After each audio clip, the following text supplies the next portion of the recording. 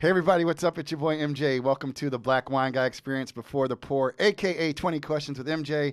My guest today is a California native, a fine wine specialist, a businessman, and a partner at Stolpman Vineyards, Peter Stolpman. Peter grew up on the central coast of California after his parents purchased 220 acres just north of Santa Barbara that would eventually become Stolpman Vineyards.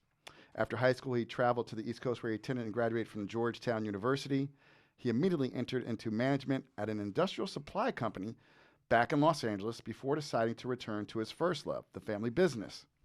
Before taking over Stolpman Vineyards in 2009, Pete spent 3 years in training in winemaking in Australia and Italy, as well as working in fine wine distribution at the Henry Wine Group. Go Antonio. He was awarded Fine Wine Specialist of the Year in 2008 at 26 years old, the youngest salesman to receive this award to date.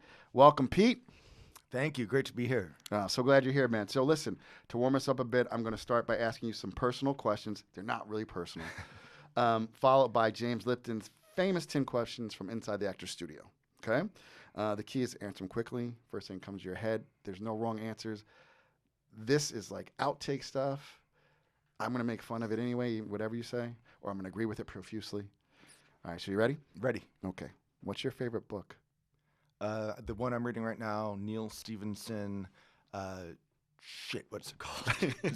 it's blue. His newest one, Termination Age. Okay. That's what I'm reading right now. I thought that'd be a great title for a book. Shit, what's it called? What's your favorite movie? The Big Short. Oh, that's a good one. It's not my favorite, but I love that movie. That's Gosling's in that one, right? Yes. Yeah, he does a Gosling. great job. He's a great job. And Steve Carell. I'm jacked to the tits. Right. That's so funny. Love that one. Who's your favorite musical artist, band, group, singer? Oh, you're going to get me in trouble with this. You know what? I walked into a wine shop this morning, and they were playing some old Sublime, and I just, like, for lack of a better thing coming into my mind, I'm just going to go with the Hometown Heroes. You can't, I mean, people don't, I haven't lived in California for 10 years, like that whole kind of like California reggae kind of scene, like it's really cool. Ozo Motley, on what's that bar on State Street? What's that? There's many bars on State Street. What the fuck? Anyway, my buddy got into a fight and got thrown out, but I love that. My boy Michael, I think was their drummer. Okay. Yeah. Now he's my favorite bartender in the world. Yeah, nice. Favorite food? Last meal, what's Pete having? Lamb and Syrah. I love it. Because I sometimes I'll ask people, well, you know, it is called the black wine. Like, what would you pair with that? Like, but you know, lamb and Syrah. Okay. Who's your favorite athlete? Dwayne Wade. Okay. Like you liked him since Marquette because he was great in the pros, but I always like dudes in college. I think they're nastier in college. D Wade, he was up on the vineyard celebrating his 40th birthday, and I told him, you're 13 days younger. Oh, you're 13 days older than me, and you're a half inch taller. And he just looked at me and he goes, "We're basically the same person." And we all just busted up. That's great. Yeah, inner city Chicago. Yep. Santa Barbara County. Yep. it's like DeVito and Schwarzenegger. You're exactly twins. What was your favorite cartoon as a kid? Ooh, wasn't allowed. I lived a deprived childhood. Wow. So now with my kids, it's like Paw Patrol City. And actually, I like it. Like the Paw Patrol movie, the increased production value. Yeah. They added the new character who I'm drawing a blank on, but I wouldn't know, man. It's deep. A lot of you learn a greater sense of morality, teamwork. Okay. It's a wonderful program. Okay. Yeah. Well, then you probably didn't have a favorite cereal. If you can't watch cartoons, I doubt there were sugary cereals in their house. Yeah, I pushed the envelope. I think I got my mom up to like crispy oatmeal, or not like crispy something crunch. And it's like, it was like barely sweet. Right. It's like 0.05 grams of sugar. Oh, yeah. No Captain Crunch. No good If shit. you didn't have cartoons, you weren't eating cold cereal. Yeah, look what happened to me now. I know. What do you do for exercise? Current exercise routine? I'm the only dude at HIIT class. Oh, okay. My wife started dragging me to hit like a couple of years ago, and it actually makes me work out faster. And yeah, that's the only way I keep in shape. Okay. Okay. And I'm surrounded by my girls. It's great. You Oh, know? that's They talk shit to me relentlessly, and it makes me go harder. that's so awesome. Who's your favorite comedian? Uh, Currently, Jake Cornell. Okay, I'm gonna Google Jake Cornell. He's from here, in I think he lives in Brooklyn. Okay. You gotta watch his quick thing on IG. Okay. My favorite one is Pet Nat, Oh, okay. and my second favorite one is Natural Wine. Oh, well, these are things I make jokes about all the time. It is a beautiful thing. Oh, I don't know if I that- make jokes or just I ask everybody's like, Yeah, I will not. natural wine's ass. I mean, I know the whole thing by heart, but I will not Okay, do it. I'm gonna look you it up. gotta check out Jake Cornell. Jake Cornell, write that down. Who would you most like to have a bottle of wine with?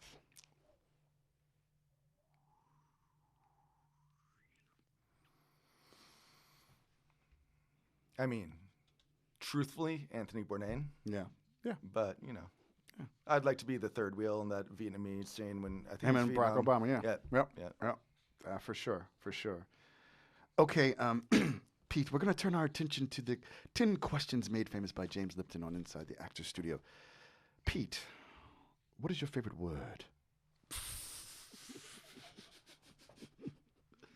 Redefinition. As in, as used as redefining the quality of New World Syrah. I thought it was like, as in, like, Most Def and Khalid Kweli on their introduction to Black Star album, but that's okay. You know. But I get it. You are redefining Syrah. You are. We're going to get into that in the pod.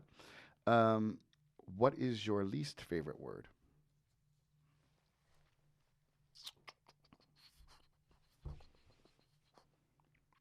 I'll go back to synergy. Mm. Remember like 2 years ago when everybody was yeah. talking about synergy? Mm-hmm. Like, shut the fuck up about synergy. No. I mean, yeah. That's what happens. People, perhaps corporations latch on to buzzwords, and it's like, oh. By the way, that has nothing to do with my former Colorado distributor. Nothing, I swear. Okay. What turns you on? The answers have run the gamut, just so you know. A fulfilling life. Okay. So corny. Yeah, it is, I was like, that's like I tried to like synergy. You should have just said synergy. I was about to just dig myself an enormous hole, and I just went the other direction. No, I mean, you know, like some dudes like my wife, or you know, like or they might say like intelligence, but let me. Oh, okay. You I know. took it different. Yeah, well, yeah. I mean, I wouldn't ask you like what, you know, I'm not trying to get into your sex life, bro. You made a redhead blush. I know, already. right? I know. You know it's rude to make a redhead blush. It's actually a sign of a skilled interviewer. All right. What turns you off? Another cliche one.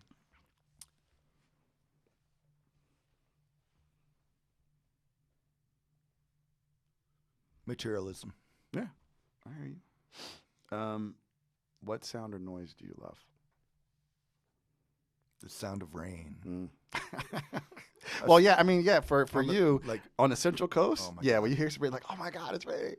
And it like somehow is, I think it's normal for little kids to live in a dry area, but we got like a little splash of rain Friday or Saturday, and they were raincoat on, umbrellas out, running around, like loving it, and I was just as happy. That's awesome. What sound or noise do you hate?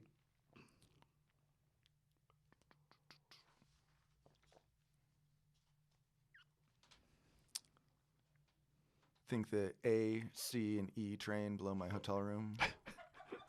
Yeah, that'll do it. That'll do it for sure.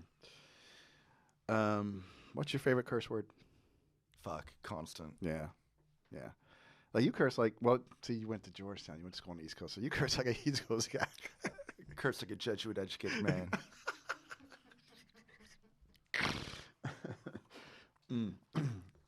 Okay, what profession other than your own would you like to attempt?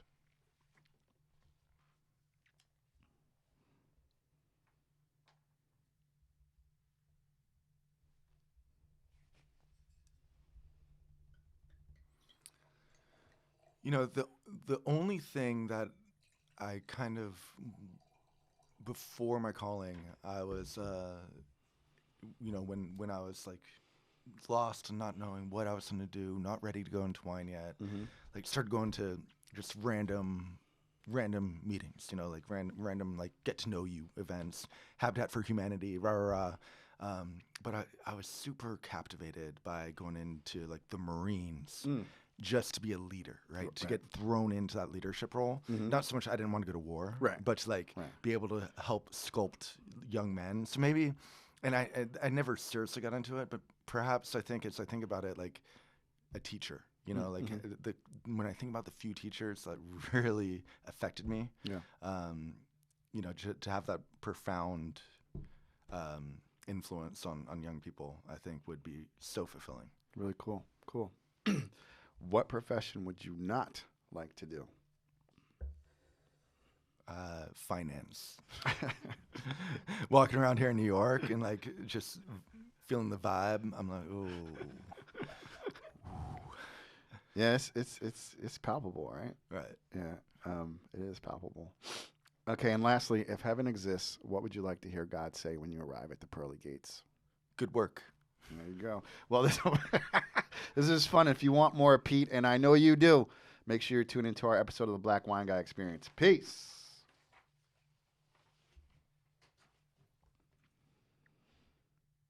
Hey, everybody. What's up? It's your boy MJ, and welcome to the Black Wine Guy Experience.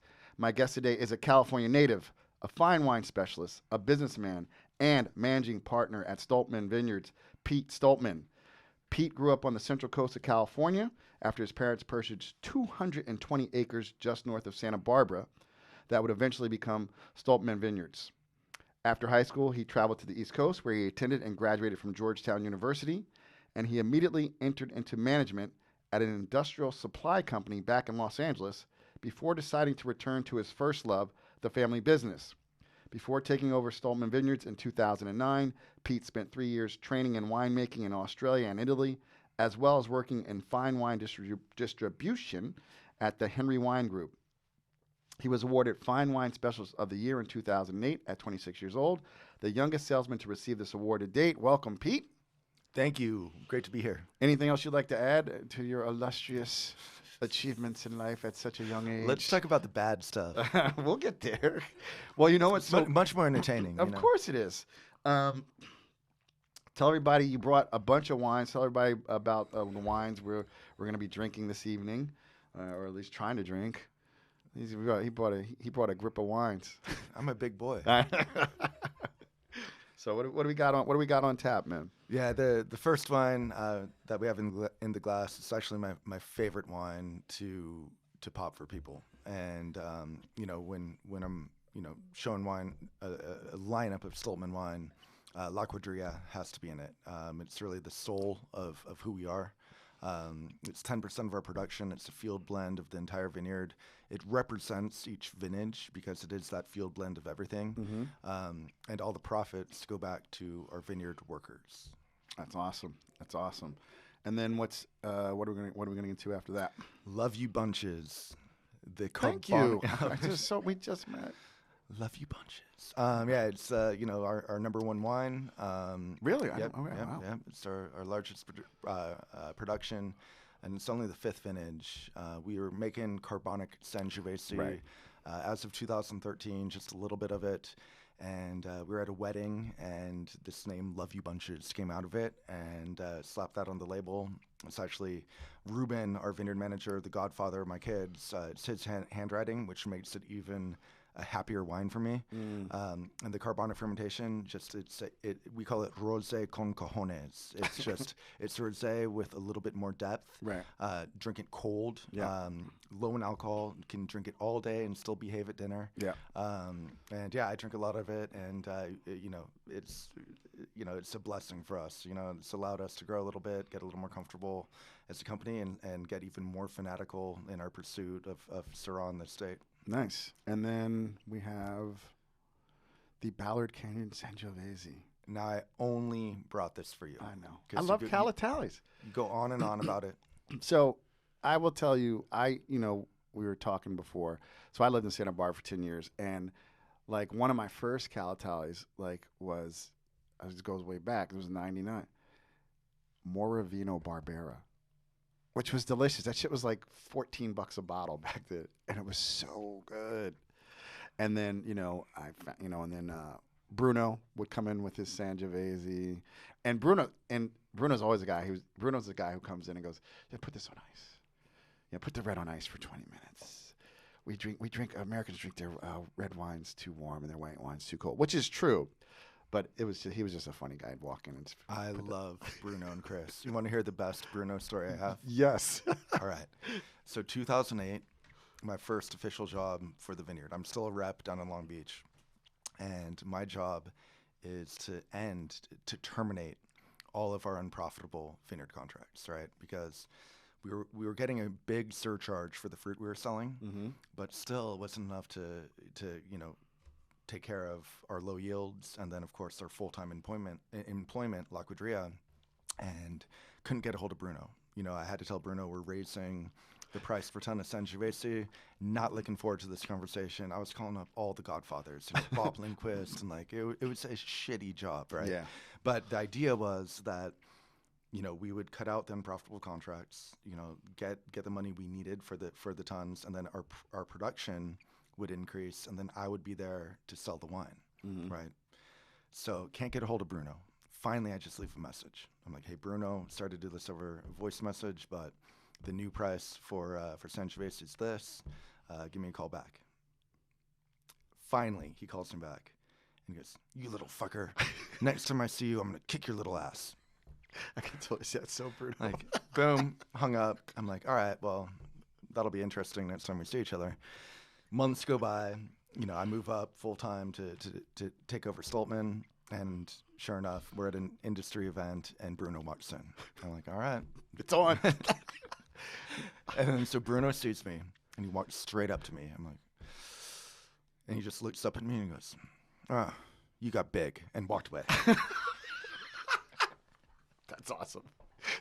Because I'm like, because I know Bruno. He's not big. He's like, I would kick your little ass. So he's thinking you're still a little kid, like 14 and shit, right? And in his head, Right. And it happens to all of us. He was still that little pipsqueak running around playing with his German shepherds all day. That's fucking Yeah, because awesome. we were all in the ghetto, So Yep. I would be playing with those dogs and just having a ball, and I idolized them. Yeah. They had those big German shepherds. They're having so much fun, and I see them all the time. And I usually see them because we have little kids, so we show up to dinner early, right, with the kids. Yep. They're still at the restaurant from lunch. Yeah. That that was that Santa Barbara life, man. That Santa Barbara, like it bleeds. Lunch bleeds into dinner, often. for Bruno and Chris. Yeah, he's out. You know what I mean? Like for certain people, Oh my god. Oh, Hendo. Always for Hendo would always too. Mission wine brokers. Lunch would always bleed into late night at the Wildcat. This is gonna be a fun episode because it's like a walk down memory lane. Because you guys know Santa Barbara's like kind of like my wine home, only wine country I've lived in, and I love it. So thank you for bringing that Calatalli and Sangiovese is just. I think it does better in California. I think all those grapes we have better weather than they actually do in Italy. So better soil. Anyway, I'm gonna get shit for that. I'm sure. Mm-hmm. Yeah, whatever. All right, man. Let's start at the beginning. What was it like growing up as a child of the '80s in a vineyard? CCC. I did not. Okay. No, I grew up down in the Marilesque neighborhood, perched above San Pedro and Long Beach. Okay. All Oh, right. so you were summertime in the LBC. Yes. Very cool. Yes. Very cool. So tell us about growing up in LBC in the '80s, because like that's that whole we were talking about. That whole kind of like Sublime scene. You had Snoop. You had all kinds of just stuff going on in Long Beach back then. Yeah. So we were a little bit sheltered from the true LBC. So we were over the bridge and halfway up the hills. So we were right on the border of Rancho Palos Verdes and San Pedro, like little street. All the families had kids. So we just got into trouble. I had two older friends.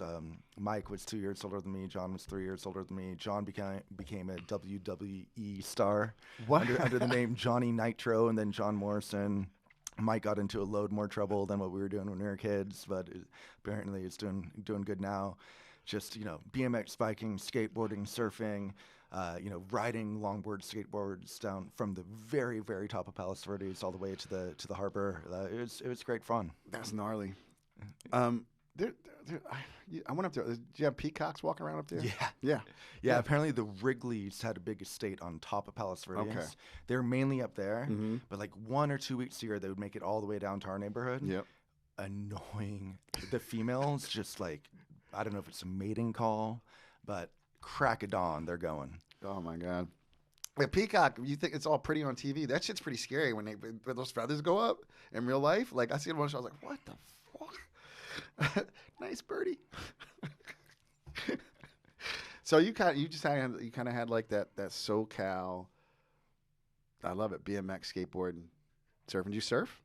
Now I'm a fair weather surfer. Okay. So both of my winemakers are avid surfers, right? Matt just charges big waves. We were just all down in Mexico together, and I was in heaven, just, you know, nice little waist high, fun stuff, and Matt was just bored. So I like to go to the warm water, the less sharky water. Kyle, my lead winemaker, he was attacked by a female great white shark in 2008. You'll see him on Shark Week if you ever tune in. The shark ended up getting the back of his board, and he was unscathed, cut right through the leash. That same female, she'd grown a little bit. 2 years later, she went up and did the same thing to a boogie boarder, but instead of the back of the board, the whole bottom half of his body. So nobody surfs at Surf Beach, Lompoc. Everybody goes to Halama now. But you know, I still surf. You know, I had to put it on for Matt and Kyle in Mexico just a couple months ago just to prove that I still have it. But on big stormy days, I will not be out at Halama. I'll be you know, at home cooking the kids' eggs. That's nice. So when your family lived down there, what was your like what did your father do for a living? What did you do to then decide to go? He decided to go buy some acres in Santa Barbara. What was he doing down in Long Beach, LA area? Yeah, I think to talk about my story, I think we have to talk about my dad. Yeah. Right. Yeah. Like, it's a pretty incredible story. I mean, like, I love the man and just like his life, and he, you know, he's 72 and still a character. But he moved to LA when he was 17. Okay, from where? From Ohio, from Findlay, Ohio, little town. Oh shit! And it's one of these stories. Yeah, and he and his buddies started a valet car parking company, and the only area that they could really gain traction was the Hollywood Hills. And wait, that's a pretty good place to gain traction. Right. Well, no established companies were willing to deal with it. Like the little winding, no parking anywhere, running up and down the hills. Right. So he and his teenage buddies, no problem. Run, and they were all private parties. Their only commercial account was the Playboy Mansion. Teenage boys. and I mean, 1968, sex, drugs, rock and roll. Oh yeah. And like these people were having parties every week. So my dad got to know them, right? And what ended up happening, one of the producer's daughters was like really living the 1960s lifestyle, but they all saw my dad as like an entrepreneurial young guy. And they said, like, Tommy, I want you to take my daughter back out on a date, you know, take the Bentley. And that didn't work out at all. Yeah, I mean, he took her out on the date, drove the Bentley, but he was a square, you know. Yeah. Like, he was boring, right? She wanted the fast life. Hey, listen, drop me off at my friend Charlie's house. Right. He's throwing a party. Hugh Hefner's house. And oh man, the stories from that era. Like one of his employees rolled a Rolls Royce into Marina Del Rey. My dad got shot in a holdup in the parking lot of Lowry's in Beverly Hills. For a long time. Keep going. For a long time, you know, once they got a bit established, my dad had a late model bright yellow Porsche. And you just cruise around to all those different lots and just make sure everything was cool. And I mean, me picturing my dad in that era, I'm like, wow, like I would like to know him during that era. Your dad's a badass. He's like I don't know if he's like that's like the Marlboro Man incarnate. Like I'm gonna go 17 and leave Ohio. I'm gonna go out to California And he got Well, and then there's a really relevant note in that too, because a few of the guys were drinking First Growth Bordeaux, and so my dad was like, all right, number one, he took note that like if you're successful living up in the hills, you like fine wine, right? My dad had never seen wine before, and he asked one of the guys one night, he's like, why do you ignore all the beautiful women at your party and you're over with your buddies in the corner like fawning over this fancy French wine? And the guy looked at him, you've never had Bordeaux. Like, no shit, I'm 18. Like, and so he took him down in the cellar, like, try this 47, try this 55, try that, put that in your closet, keep it cold. And right then, like, my dad was like onto it. He didn't get it yet, but he was like, all right, this is something, right? And he realized that if he was out on a date and he ordered a bottle of wine, the date was impressed. Yep.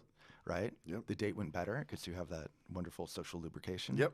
And so he started ordering bottles of wine, and yeah, it worked on my mom. So actually, they were both in law school at that point. Okay. And my dad realized he was never going to pass the bar unless he sold his share of the parking business. So he was working all night, every night. Yeah. So sold his piece of the business, married my mom, took a road trip up to Napa because he was that far into wine already. And right then, my mom kind of put it in my dad's head, like, hey, if you can already bullshit your way through a barrel tasting with a winemaker, because back then you just walked into the winery, like, tracked someone down. Yeah, this was like before the, because even, what's that, not Sideways, the... Judgment of Paris. Yeah, because like in that movie, like they didn't charge people for tasting. They're like, this British guy's here. He's offering money to taste wine. It was just like, yeah, sure, you want to taste my wine? Come on in. And there was no tasting rooms. Right. There were no fucking tasting rooms. Right. You know. Well, you know, all that's so impressive, but who the fuck gets shot in the parking lot of Lowry's, man? It was a holdup. Wow. Yeah. At the steakhouse. Yeah. So the guy was trying. So said like, hey, give me all the money in the booth, and my dad was like, I just put all the tip money with the manager in the safe. Go take it up with them. Yeah. Fuck you. Give me your wallet. And the guy was trying to take $2 bills out of my dad's wallet, and the gun went off right into my dad's knee. So my dad army crawls into the lobby, and the manager's yelling at him because he's bleeding all over the oriental rug, right? So he gets into an ambulance. The first trauma ER is full, so they have to keep on going in the ambulance. That's when the shock wore off. He's like, whoa!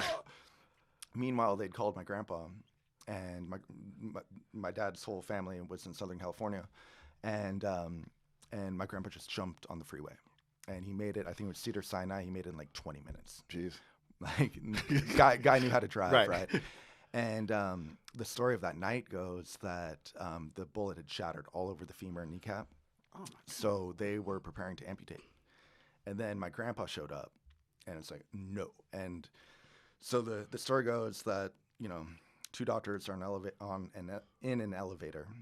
The doors open, a nurse is getting on to go up, and the doctor's like, what's all the commotion? And like, oh, gunshot wound, bullet shattered everywhere. They're amputating above the knee.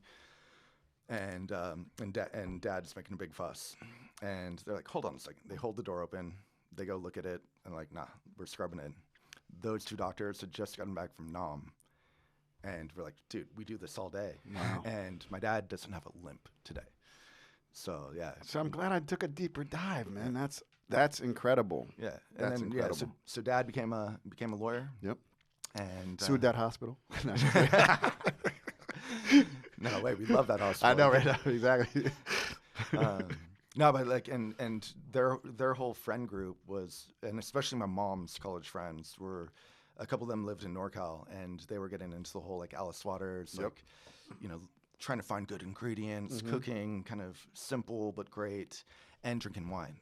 And Kermit Lynch began to break, and especially like in the early '80s, they were going up to the Napa Valley Wine Auction, and like it wasn't the private jet thing. Right. It's not. It wasn't like $1 million for a bottle of The Setting by Jesse Cat. No, right? no. To that point, my dad and his crew, they would always buy a barrel of wine for charity, and it would end up being, once they got the bottles and split them up, it was about the same as retail, but all the money went to charity. It's like, why not? Nice, yeah. And then Frog Sleep every year would have a keg party, and like it was just like hot tub keg party, like it was. And that was Larry Turley. Like, how do you let Frog Sleep then? I'm sure Larry they went for a I'm long, sure, long yeah, duration. yeah. I'm sure they. Yeah. They stopped going in like the mid to late 80s. Okay. Yeah. Oh yeah, he was still there. Yeah. I love it. So, your parents both lawyers. I knew I would never pass the bar, so I stopped trying to take it. Um, Good for them. So when did they decide? When did your family move up to? Did they move up to Santa Barbara before you went off to college, or while you were in college? My parents just moved up full time in March of 2020 upon COVID shutdown in California.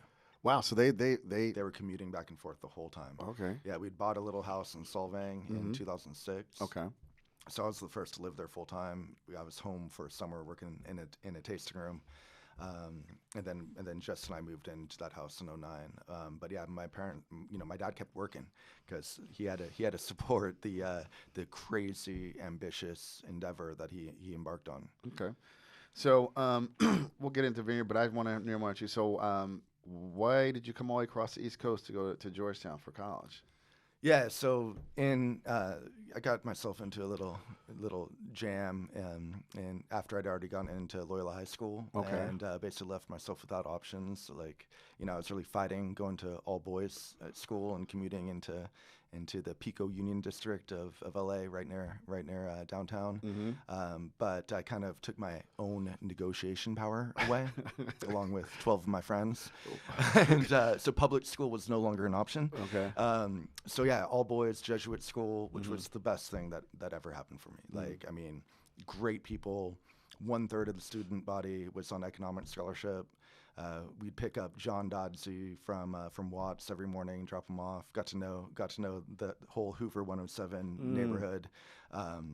It just opened up so much for all of LA. Yeah. We had East Side friends out in Pasadena, West Side friends out in Santa Monica, and just people who were in high school to do great and to move on and do big things. Yeah. And a lot of them are. And I have a huge place in my heart for Loyola, and it's what I needed. I needed people not accepting my bullshit, And so I'm thrilled with the way things worked out there. But if you get into G-Town and you're at Loyola, you don't say no.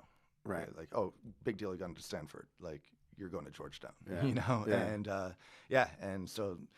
And I wanted to get out of California. Yeah. Like, I'm not really aware of my California accent, but apparently I have one. But imagine it back then. Like, I was so friggin' Californian. I know. Like I was self-aware enough to know that, like, I need to get out of here and, like, learn the culture. It's the only time I've been culture shocked in my entire life. Okay. Yeah, I have to imagine. Because I thought it's America. No, and it's DC. I mean, DC is as international as New York, but it's more compact because you have all the embassies there. It's the seat. I mean, it is the heart. I mean, it's the capital, right? Like, and it's where the action is. It's where shit happens. And then it snows. Well, it doesn't snow too much in DC, but your first snow, was that like winter? What was your first winter like? Oh, dude, Sam, my freshman year roommate was from Westchester, and the funniest thing is when I walked in the door, the little dorm room, and he just looked at me like, "What the fuck?" I was wearing a tank top and board shorts. I like had my skateboard with me, like big old duffel bag, and he's a little guy, I'm a huge guy. And we became very, very tight friends. But like, I remember asking him, like, in September, I'm like, "Hey, this is just a really like fluke cold snap, right? We're gonna get a nice Indian summer." And it's like, "No, this is like the beginning." And then he's like, "Pete, you better buy a jacket." That's so funny. What'd you major in out there? Did international business and marketing double with an English minor. Cool. And like, what was that? I mean, because another thing is, I don't know how good Georgetown, but like, when I was a teenager, Georgetown was a great basketball school. Like, it's great basketball everywhere. But like, what was it like to go to a school that like had like a reputation of like, having a good basketball program? That was really funny. So like, I told, like, especially all the Pedro guys, I told them I was on to Georgetown, and they're like, "Cool, like great basketball team." They had no idea it was a good college, Like, right. Yeah, that's the thing, right? People, like, I didn't realize when I was a kid and I lived in Jersey, and you're like 13, 14, you're watching, and you're like, I'm like, oh, it's a basketball school, and then as I got older, I'm like, oh, it's a Jesuit school, and it's blah, blah, blah, blah, you know what I mean? Like, and then you start seeing, Marymount, like, you start to understand Fairfield, like, these are really good schools. It's not it's not UNLV. These are actually really good schools, where stuff happens. So that's cool. So when you went there, did you know you're going back to LA? Were you going to stay on the East Coast? What when you're graduating, you're ready to graduate, what was going on in your mind? Yeah, I mean, well, going there, all options were open, right? Mhm. Like, the world, shit, you're a kid, Yep. right? Like, and one thing that really got me excited about Georgetown was their international program. Yeah. School of Foreign Service, like you can land anywhere out of Georgetown.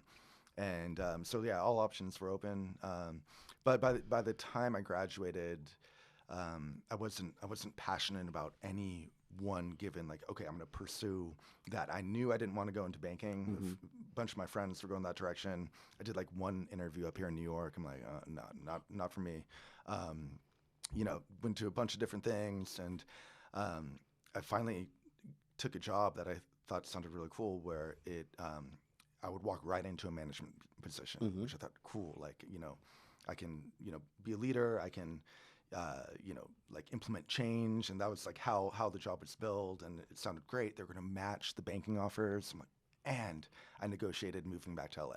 Okay. Because then I was starting to get the itch, like, like New York probably isn't for me. Like, Mhm. and so, jumped back to LA and jumped into a real job. Like, both me and my high school buddy were like on the same page. Like, we were done with college. Like, it was 4 years of that.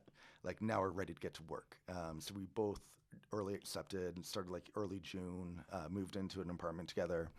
And the idea is, all right, let's get on with the rest of our lives. Let's start, building careers and go. And then it turned out like the job was miserable. So that was the what was that? It was a Industrial supplies. Yeah. And I made a few great friends, and I still see a couple of them and keep in touch with them. But I was just living for the weekend. Like every weekend we'd cut out down to Baja, like crash on Sunday night in San Diego, and then drive before traffic my and show up, like God. thinking that like, okay, we'll be ready to work, and just trying to stay awake. And what was really, like, what brought me down about that is like I knew I wasn't doing a great job. Like I knew I was just like getting through the work week, trying not to fire people over 0.25 slips and error rates and all that stuff, because I was managing the sales floor.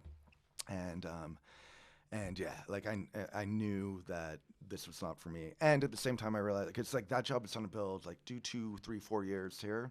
You can get into any MBA program, right? Mhm. And then do the next thing, Mhm. right? And I realized I didn't want an MBA. Like I'd done undergrad business, and like to me, everything was very common sense. I love Harvard Business School case studies. Like Yep. I would read a book of them.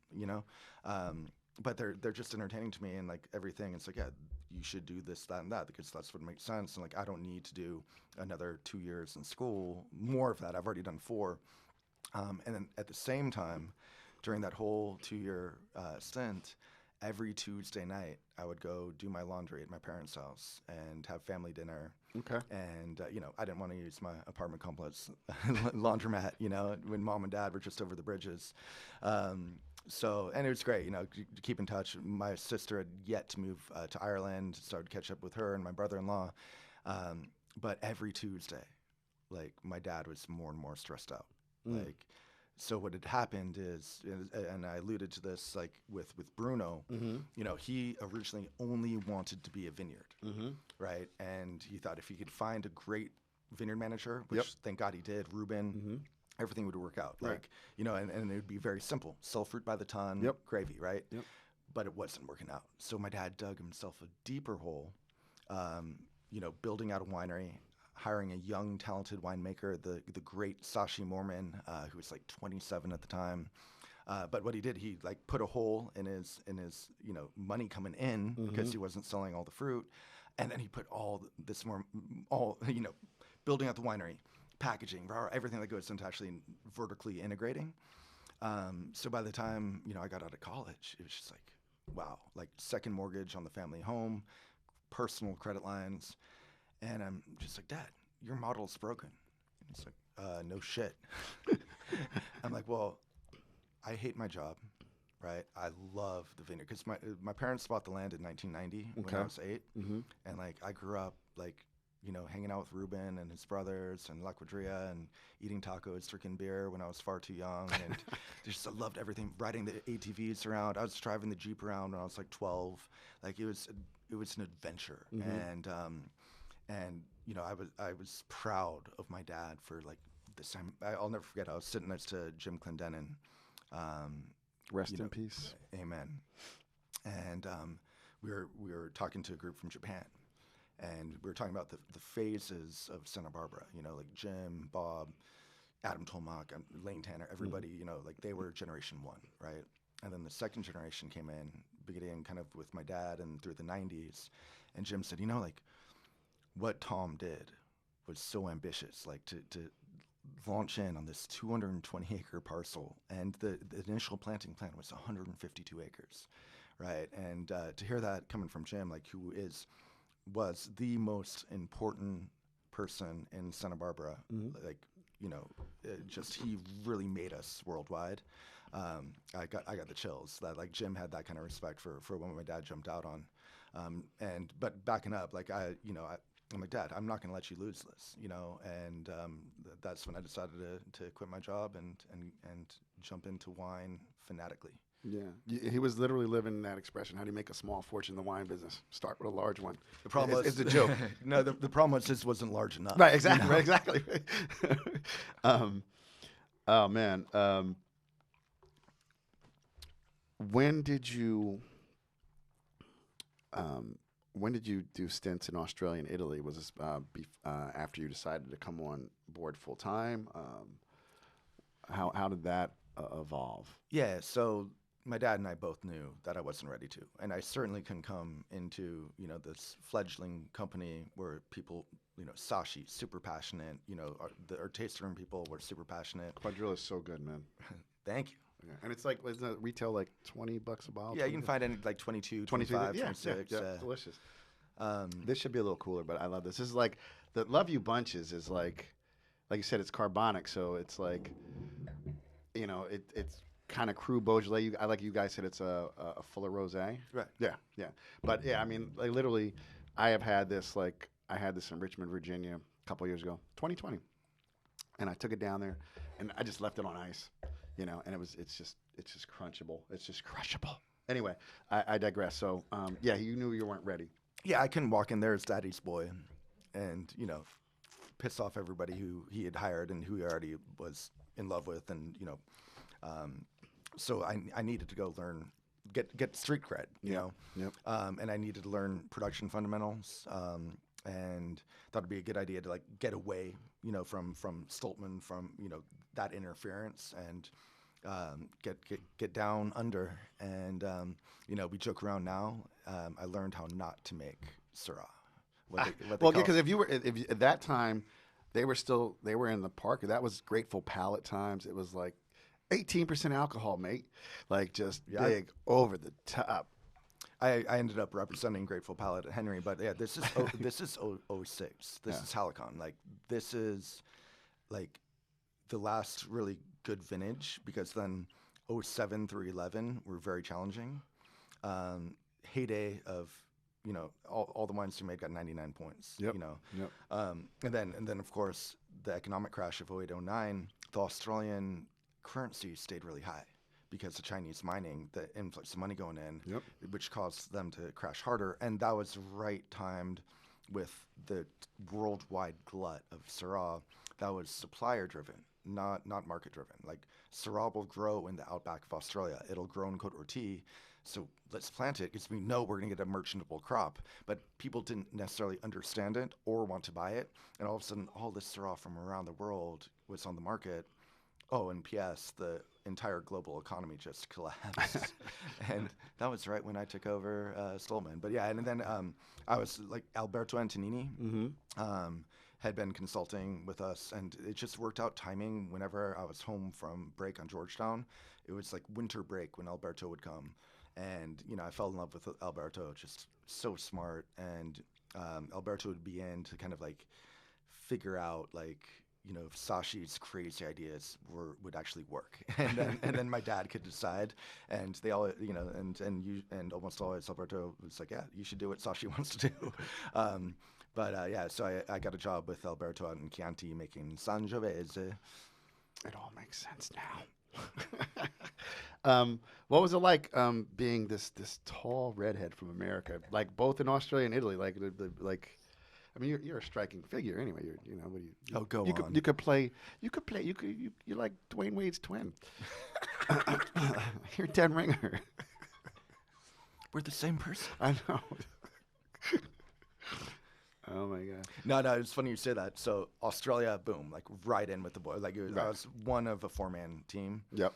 And like I loved those guys. We had so much fun. Like one of our custom crush clients, every day at 3, would show up with a slab of Cooper's Pale Ale. We'd throw it on the dry ice and start drinking beer while pressing and pumping over and inoculating everything. And we worked so hard, but you forget how tired your feet were. Like it was just, I remember the camaraderie, getting it done, like just all like the funny terms and the name calling. I mean, my name was "See you next Tuesday" from my boss. Like that's what he called me. Like, see you next Tuesday. Like no, but in the abbreviated form. Like that was is hey blank. Yeah. Like you do that pump over. Yeah. And like on the way to work, like because of they drive on the wrong side of the road. Like he would always be on the phone because he had his own fledgling project on the side. Yep. And he'd be like calling pigs while he was driving, and I would just shift for him because it was so natural. That's the right side. That was how you shift.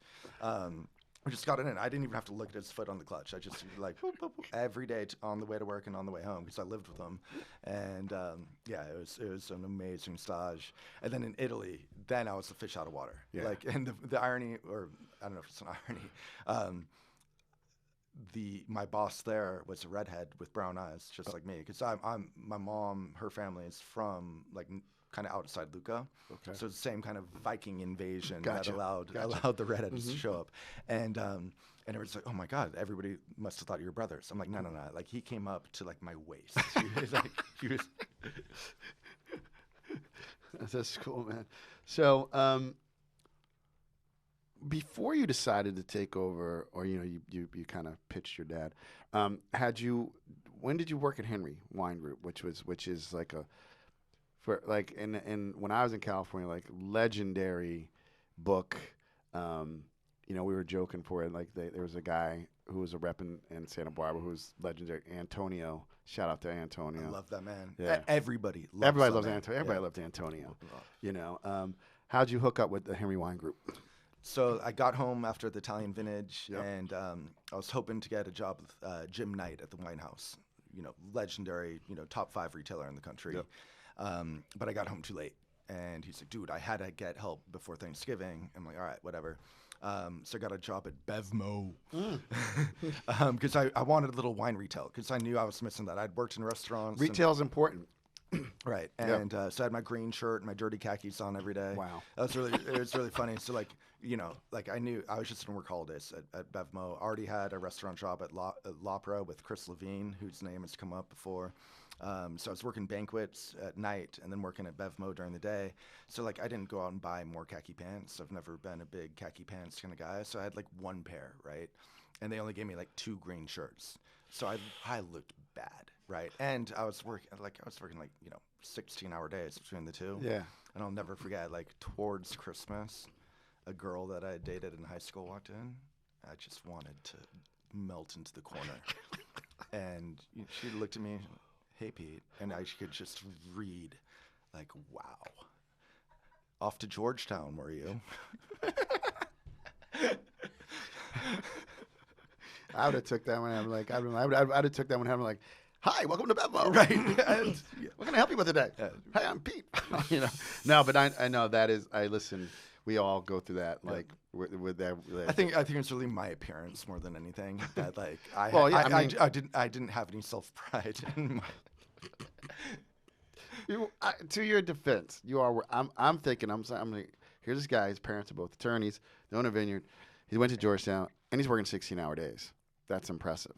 A lot of people would not do that. Yeah, I'd worked up a little credit card debt in Italy. Oh, okay. 'Cause I was just on a pure stage, and I had it like a friend would come visit. I'm like, yeah, let's go to that Antinori restaurant, Right. like, and try every Antinori great wine by the glass. Like you can't pass up that. I mean, we shared the glasses, but Yeah. hey, I tried Guadalajara Tasso and all the crazy stuff. Oh, I'm man. like, wow, like okay. Yeah. So and then I had to get to work when I got home and pay the credit card. That's awesome. Yeah, so I worked. So after holidays, I got rid of Bevmo Okay. because I was just making so much more money working in the restaurant. L'Opera, a great restaurant in downtown Long Beach, for Chris Levine, who's with Broadbent now, and he promoted me to the actual dining room after the holidays. And now that I was off the retail floor and the holidays were over, I started looking for a distribution job. Okay. And it was a big handicap that it was very clear that I was trying to prepare myself to work for the family. Sure. So people So- like, you're just angling, kid. I'm going to hire you. You're going to work here for a year or Right, whatever, right. and you're gonna bounce. Yeah, so I went on an interview with Henry finally for they split downtown LA, so it's a total grower territory. Like not a great not a great opportunity to walk into. Right. And that manager told me straight up, like, hey, like, we get it, but so if we do hire you, you need to give us a rock solid 2-year commitment. I'm like, done. Like, I knew about Henry's education. Peter Neptune was in charge of it. Like, I knew I was going to learn so much. And like at that point, because it had been wild. It's already in like April, right? That I was still working at L'Opera every day, like on the websites, looking for jobs, calling people. And Henry was what I wanted, for the book. Kermit, Wine Boat, everybody was in it. Yep. And then on top of that, like I knew about the education program, and I knew that's what I needed, just to like work on my international palette, work on my knowledge.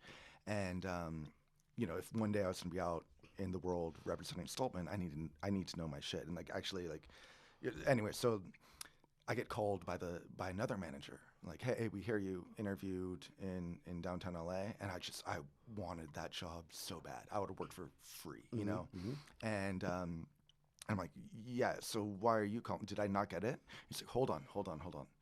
The rep in Long Beach, we're promoting him up to HQ. This is a much bigger territory, more established, and you get to train with that rep for a couple of weeks before he departs. But, come interview with me. I'm like, okay. Like, and so I ended up getting Long Beach, and it was a wonderful 2 years. So, so for some of our listeners, we got listeners who are in all facets of the business.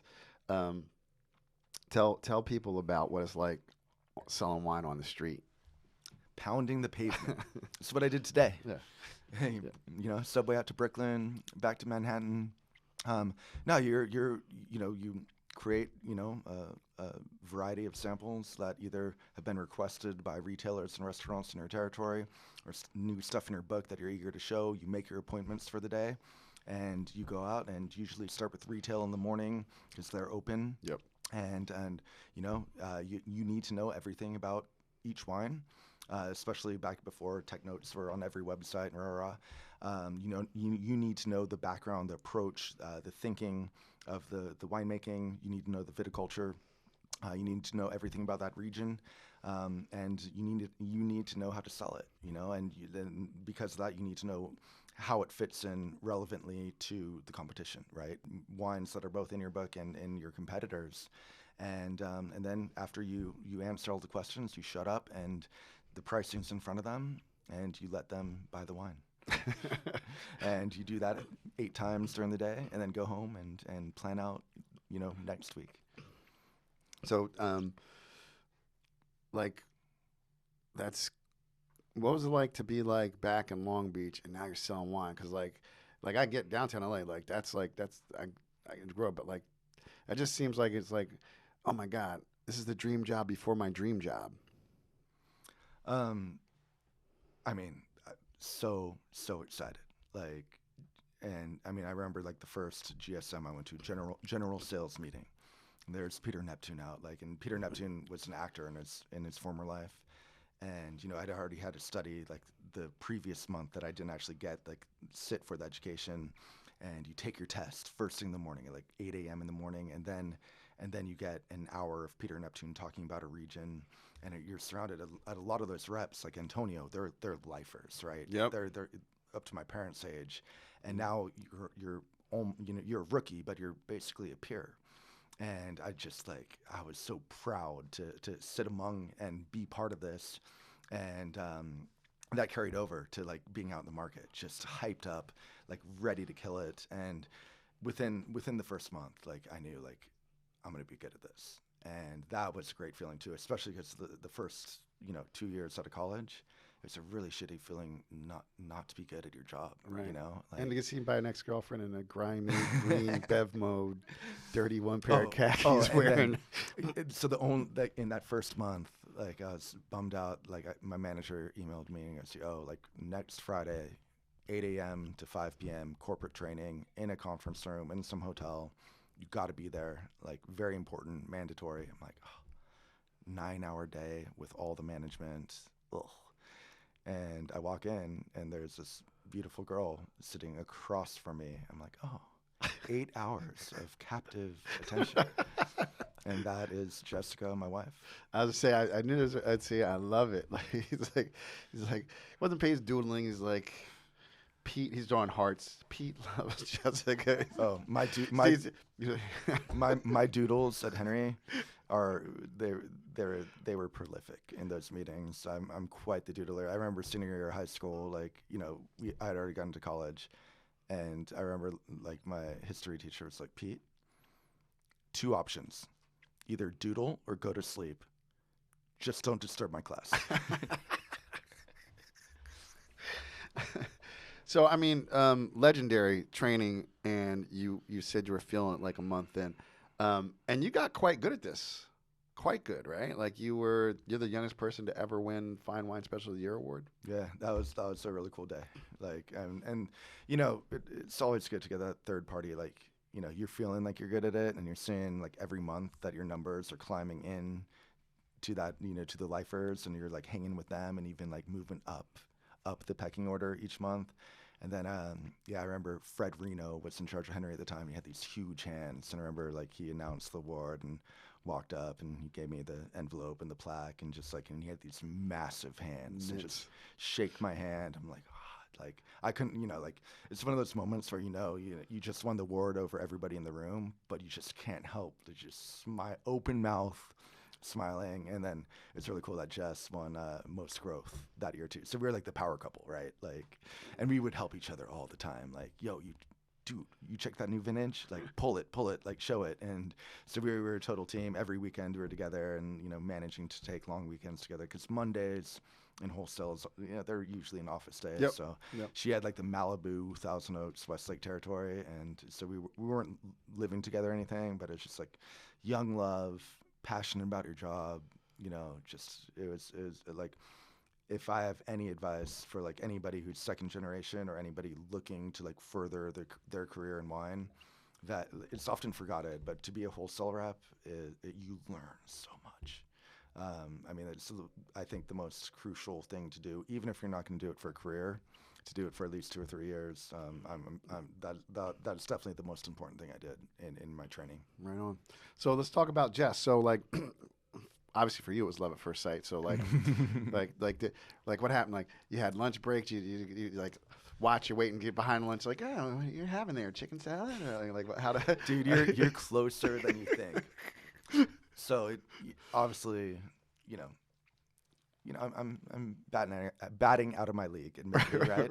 So nothing happened after that corporate training meeting. Right. But being up north in Ventura County, her friend on her team would pick her up because she had a territory up in Paso, and they would carpool down to the meetings. And she mentioned that she had corporate training with me, and she thought it was kind of cool. Well, Allie, her colleague, is a redhead, and she decided to be my wingman without me knowing. Okay. She was, oh, okay. So they sat right behind me the next morning, and it was like all the high-end champagnes. And they started talking shit to me because I was spitting them. I was still like buttoned up, driven, like, Pete, don't be a pussy. Swallow your champagne. And I'm hearing I'm hearing this from behind me. I look around, this redhead and this blonde talking shit to me all morning, and then they're behind me in the buffet line. And Allie is like, Pete, what are you up to tonight? I'm like, oh, I'm going up to Manhattan Beach, hanging out with all my friends. Well, like, where are you gonna be? I'm like, we usually wind up at the poop deck. Way to impress a girl. Well, it's the married redhead talking. I'm not thinking that this is coming on behalf of the blonde of the girl who. Right. And they're like, oh my God, we're staying at a friend's in Redondo Beach. I love the beaches, Manhattan. That's so cool down there. My buddy John McConnell used to love. He would whenever we'd be in a long car ride, he would make me recite all the beach cities from the Tijuana border all the way up, and he'd repeat them, trying to mimic my accent. And like Redondo, Hermosa, Manhattan, Huntingtown. So yeah, so that night we're hanging out, just being idiots, in our 20s, just hanging out like at my friend's flop house, and which has long been torn down. And I start getting calls from Allie, and I'm like, yeah, like we'll be at Poop Deck, like yeah, see you later, rah, rah. All of a sudden Jessica's calling me, and I turn to my best friend and I'm like, Tommy, like it's the one I want. This is a girl. I was telling you guys all about. I'm super excited about it, and I'm telling you about it, and like, oh shit, she's fucking calling me. Exactly. And so I pick my flip phone, like, hey, we're at the Poop Deck. Where are you? Close the flip phone. Boys, they're at the Poop Deck. We gotta go. And everybody's like, in a minute. Right. And Tommy's like, take my beach cruiser. Go, go, go, go, go. Pushes me off. And yeah, I don't need to go into every detail of that beautiful evening. But the next weekend, we ended up going up north. Well, what turns you on? That's a little fulfillment. Exactly. I was not fulfilled that night. Okay. She made me work for it, and I was more than happy to work for it. That's so funny. That reminds it takes me back to Good Will Hunting when Robin Williams was talking to him. He's like, you didn't go see the Game 6. He's like, nah, man, I had to go see about a girl. Like you're like you had a good friend. He's like, what kind of friend? He's like, you're like, take my bike, go. Right. Because you could have somebody like, bruh, she'll be there. Yeah. Chill. That's a good friend, man. Yeah, I'd already talked her up, so he knew. Yeah. And then so then like this courtship ensues, and you said you guys used to like study together and like because you said you won your award and then she won growth. So like, what was here's another one. What was the synergy between you two? No, I mean we were having so much fun. Yeah. And it's that thing that you realize how big the world of wine is. Mm-hmm. And it's just like out there to explore. And we had this curriculum that we could revert to, like, I need to take out something from Loire, tomorrow. Like, boom, dive into the curriculum, make sure you know what you need to know, and just like try different wines. Start to blind taste, learn the grid, like, becoming a wine professional. Mm-hmm. It was like, this whole different world truly opening. Like we were vaguely aware that it was there, but we didn't know much about it. And then as you get deeper and deeper and deeper, it's addicting. Yeah. Like and as you learn that you don't know anything, and and so that and then you're making money, like, and you're working for commission. So like the better job you do, the better you get paid. And you're making relationships, and you actually like the people, mm-hmm. and like you get a BTG from Chris Levine, like you're like, yeah, like, and do a staff training where you used to work, like it's just like cool. Everything about it was just like, yeah, I mean especially then what happened next, like I look back at those 2 years, it's like it was simple, like all I had to do was be great at my job, sell wine, and be happy. So I look back at my days at Henry just with nothing but happiness. This is a good time to take a quick break. We'll be right back, everybody, with more Pete Stolpman.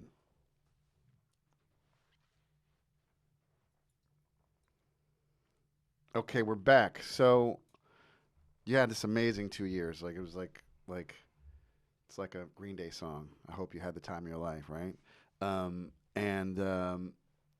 When you finished your time there, what was it like? Was like, okay, now it's time to go up to Santa Barbara and Yeah, you know, by Run this shit. by the time OND, what we call fourth quarter, Mm-hmm. was approaching, I knew like, okay, my commitment's up next April. But you know, the storm clouds began to gather that fall. You know, and I was vaguely aware of the stock market, but you know, it had yet to affect my territory. My sales were still really good, but then my dad tells me we got a letter from the bank, and they're not going to renew any of our credit lines, and all of our credit lines are up in February of '09. And like here I am, like in the middle of fourth quarter holidays, and I mean, your world's shattered. You know, like all that money is in barrel. You know, and unless you do have that large fortune, you rely on credit lines. You know, like right now we just finished pruning for the 2022 vintage. We're not going to sell some of that wine until 2025. 24. Yeah, 24, 25. Right? Yeah, right. Oh, Jesus. Right. So, you know, that, you know, like devastation. And so like, you know, part of what I was doing at that point, like made a PowerPoint deck, like started cold calling banks, you know, knowing that our bank had made up their mind. They were getting out of our portion of business, and they didn't really have any reason to keep financing us, as we weren't, you know, we were barely operational profitable depending on the year. We were in a really bad spot. So my stress level was definitely building, and I was started to spend more hours outside of my Henry job that I loved so much that I really wanted to focus on what was more important about, like finding a way out of this. And then sometime around January of '09, my dad got diagnosed with cancer. Oh, fuck. Yeah, have a sip, man.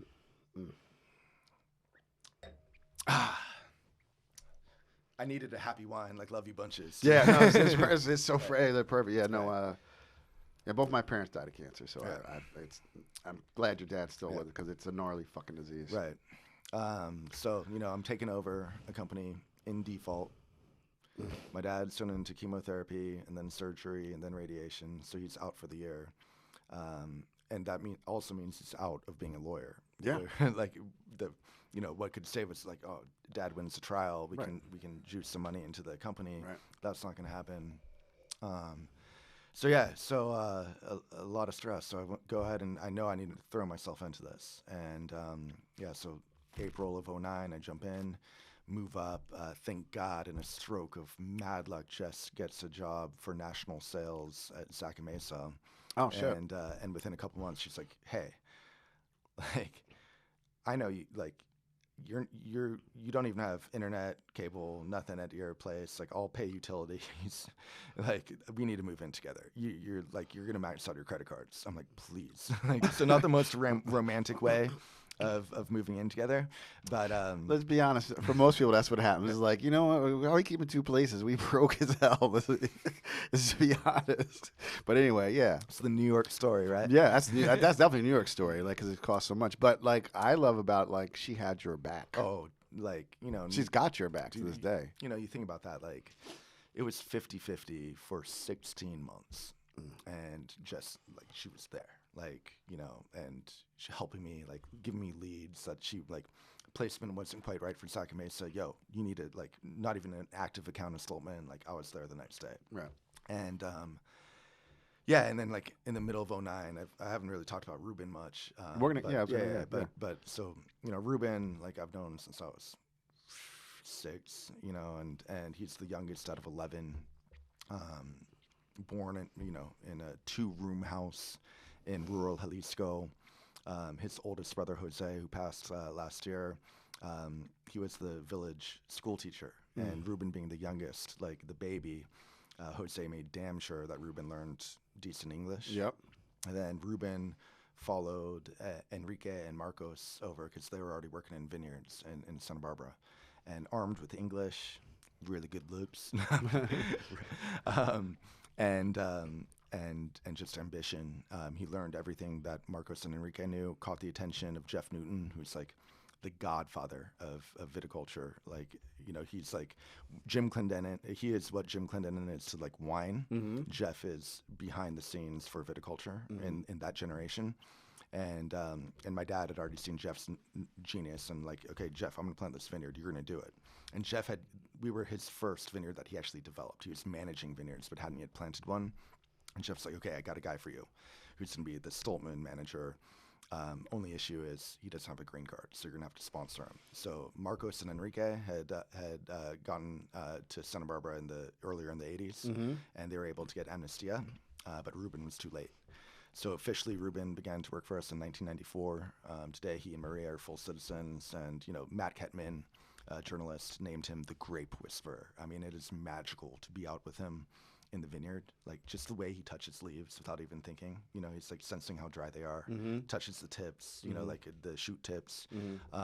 He's just the most talented guy I've ever met. I mean, Ruben came to me in the summer of '09, and he said, Petey, I know how stressed out you are every pay period. Like, I know you don't have credit. I went to my bank and I got a $100,000 loan approved. Like, what employee ever does that? Like, if there had ever been a doubt about Ruben, which there wasn't, it would have been solved right then. Luckily, like, I got through. This is backup. Like you said, what employee does that? Like, literally, they'd be like about, I mean, you had sponsors, but like, everybody knows he's dope. He can be like, hey, thanks, guys, but I can go X, Y. He probably could win anywhere. He could probably win up to Napa. He could win anywhere. No, wow. I found out later that like Jeff like had to sit down with Ruben and had to explain like, dude, like I know their situation. Like they're 50-50, Ruben. You better have a plan B. And Ruben's like, no, Petey will do it. Wow. Wow. Oh, so let's talk about. So what does La Cuadrilla mean? The crew. Okay. Yeah, so this goes back, like, my dad had been searching for vineyard land throughout the 80s, and I bet he was really annoying, because he's the type of guy just question. Fucking like, lawyers, man. I get him all the time. Like, right, I'm trying to do a pre-release seminar, the club members up, like, hey, like, 20 questions. And I'm like, dude, I got 100 people here. And one thing that bummed him out is a lot of these wineries that he loved, that he was collecting, as he got into the nitty-gritty with either the vigneron or the winemaker, he realized that they were relying on a migrant crew to come in for pruning. All right, see you later, good luck. And then again for harvest. And he knew enough, because his law career has always been representing a worker against like big company or an insurance company. So he knew enough about migrant culture. Like it's not a very healthy situation. Yeah. Parents are either leaving their children with relatives, or they're bringing their children with them, and the children aren't getting any education.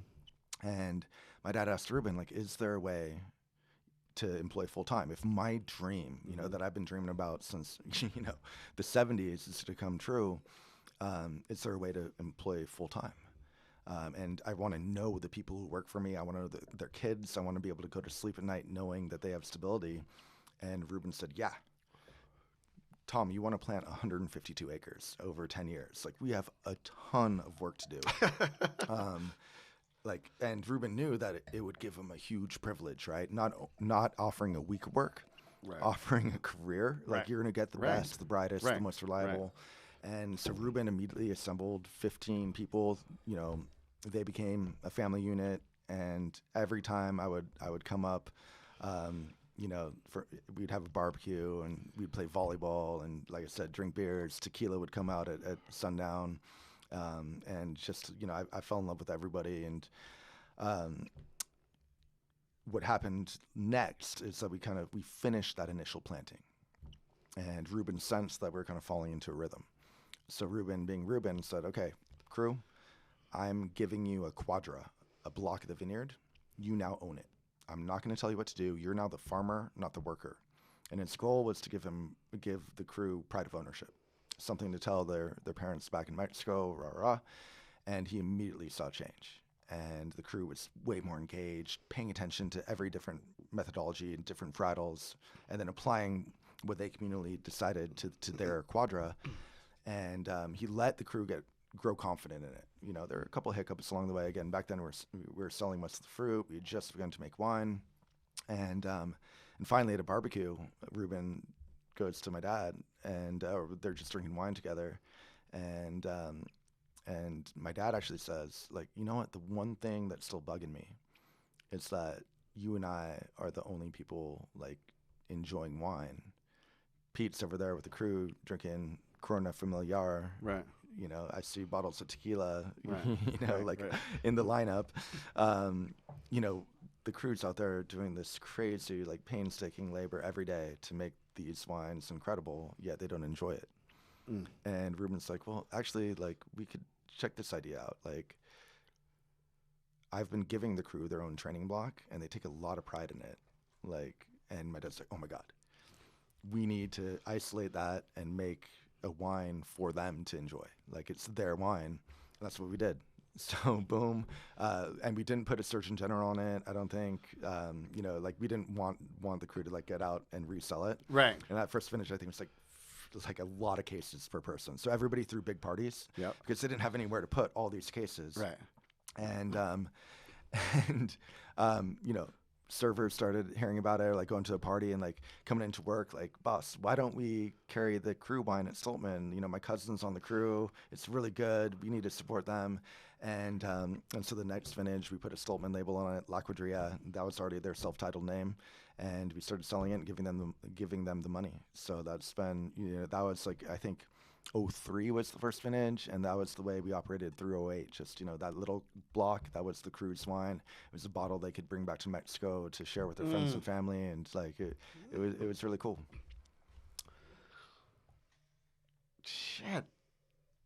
There's so much to take in right there, man. Like, you know, as I'm watching, God, I can see it in my head, but I'm drinking. I had a tuna fish sandwich for lunch. Blah, blah, blah. Oh my God, what's that show? Promised Land. As I'm watching Promised Land, right, which is now on Hulu, which is all about the vineyard workers, you know, like, and thinking back to Cesar Chavez, the strike, and how Gallo was not happy when he told the grape, you know, workers to go on strike. Like, but your family's commitment to equity with your workers is just it's I'm glad you're sharing the story with us, because like it's unheard of. And having lived in California, like, people like, oh, I want to go work at Harvest. I'm like, you don't want to work at fucking Harvest, bro. That is back-breaking work. So that you empowered people, like they were like, they had ownership, and everything's changes once you have ownership in something, you know. It's beautiful. And I've had this wine before, and it is just beautiful. I was also thinking, we got to get Ruben a fucking Modelo commercial. You know how they like all those Modelo commercials where like he started from nothing and he did like, when Ruben does drink beer, it's Modelo. You know what I mean? Like he needs a Modelo commercial, bro. All right, we got to back up though to Promised Land. Back up. So there are two things. And I don't know if I'm allowed to talk about it. I didn't really read my my contract with ABC or whoever it was, but a ton of B-roll is our vineyard. Because we're closer to LA. Yeah, that would make sense. Yeah, they're up there like with a full crew. We don't do a lot of edits. I don't want to get you in trouble. No, I don't think. But yeah, I'll double check it. Double check. We'll cut that out if not. But hopefully we don't have to. No, it's all good. It's, you know, I'm not going to say anything. The other thing though, like this might very well be like the last podcast I ever do. Like no joke. Well, thank you. Because, and not only because you're incredible and where do I go from here, but a studio has like courted Ruben for a full feature motion picture about his life. So I can't blow up Ruben's story too much. Yeah, no, that's fine. No. I'm saying in the future, right? Yeah. Hey, there's no contract signed. No, that's cool. But how cool is that? A movie about Ruben? But I'm telling you, as you were telling me about Ruben, and we had talked about this before we came, we were like, you're like, dude, and that's what I love about this. Like, I can drink, but sometimes I'm a little guy and I'm just caught up in the emotion. But like, I'm like, was it during the podcast he said, Ruben, we're bringing Ruben to town? I think it was before, but I know a way we can get a podcast in when Ruben's here. I know a way, so we're gonna make that happen. Yeah. So I'm bringing Ruben. He's never been to New York before. I'm bringing him I'm really excited to like when I'm in New York, dude. Like I'm going back and going to sleep. Like, or actually, I take that back. I have like 3 hours of laptop work and then I'm going to sleep. Right. Oh, when Ruben and I are gonna be in New York together, like we need to do like 3 restaurants. They were like, fire it up, fire it. Yeah, I don't need to go. I don't need to go to the dance club with Ruben, but we're gonna eat. Like we're gonna do 1 dish, 2 dishes at like 3 different spots. So. I'm doing like Ruben and I went to Ruben, Kyle and Matt, our winemakers, and I went to France together in 2019, and I was roommates with Ruben, and just like so much fun to travel with him, and then to look at the benefit of him like in the vineyards with Daniel Ravier at Tempier for an entire afternoon, and then watching him apply this modified Goblet that he learned, like I mean it's just so fun to travel with Ruben and just watch him sponge everything up. And then like, no, we can't do there. They get a lot more rain here, but like check that out. Like, and yeah, forget about me going and tasting old Tempier. It's all about it's all about getting Ruben out into the vineyard. And yeah, we're standing around looking, but Ruben's like, all right, I have an idea. Yeah, I forget where we're at. That's okay. That's what we do here. We riff. This literally is. You said something earlier that is relevant to this podcast. Is like, tech sheets are everywhere now. So I'm not gonna. I'm like, we're on to the Ballard cane and Sangiovese. It's fucking sick. I love Calatali's. Pete hooked me up. I if you watch my IG lives, my posts, I rave about Calatali's. Some people don't like them. I don't give a fuck. I like them. I don't drink what you like. Seriously, drink what you like. But these wines, what I also notice about your wines is that that's produced is things can get ripe in California, and I think you guys tamp that down a bit. Like there's beautiful ripe fruit here, but there's a lot of structure in each and every one of these wines. Except, I mean, not even, the So Fresh. It's just like pounded, right? Like chill it, pound it. But like Cuadrilla is getting better. The Sangiovese we just got into, I'm like, it's just riper to me than a Chianti, but not over the top, Anyway, I digress. So this is incredible. What has happened, and he's like your only vineyard manager, right? Correct. Well, don't forget about his wife. Oh, so let's talk about. So we have a whole other partnership called Para Maria.